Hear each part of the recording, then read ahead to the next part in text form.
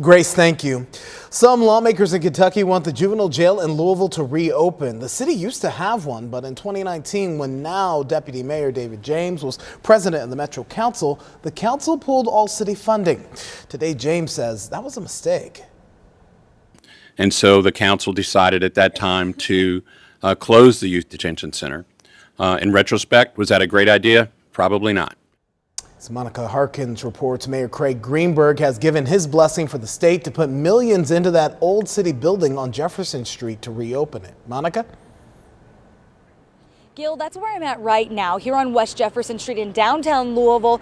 $8.9 million. That's the price tag here to revamp this facility. Louisville's Kevin Bratcher proposing that today. And of course, this would allow teens under 18 who are convicted or accused of serious crimes to come back into this facility. But it's got to get the approval of the majority in Frankfort. They don't know where our kids come from in Louisville. We do. We need our kids home. Busing Louisville kids accused of serious violent crimes 2 hours away to Adair County. It's just not working well.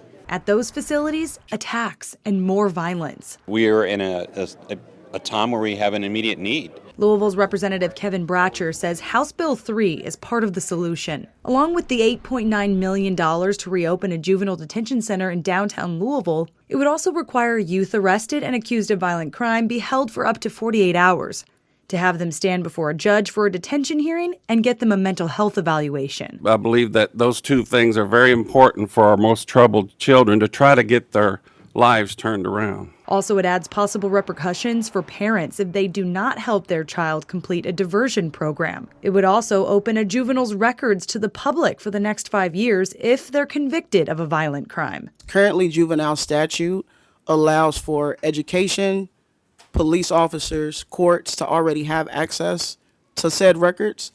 And so opening this up, I feel like it could be more harmful. Other opposition on the bill included why spend money to open a facility instead of using it on prevention. But I want to say that we're trying to thread the needle. We have got to save our kids, our communities, our families, our people are broken. We're broken.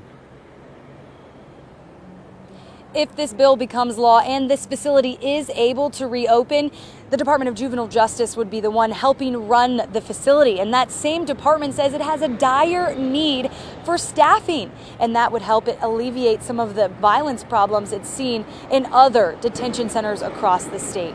Louisville's Representative Kevin Bratcher says he hopes to propose another bill to address internal issues at DJJ, but it's not clear exactly what that entails just yet. Live in downtown Louisville with photojournalist Dominic Furman, Monica Harkins, WDRB News.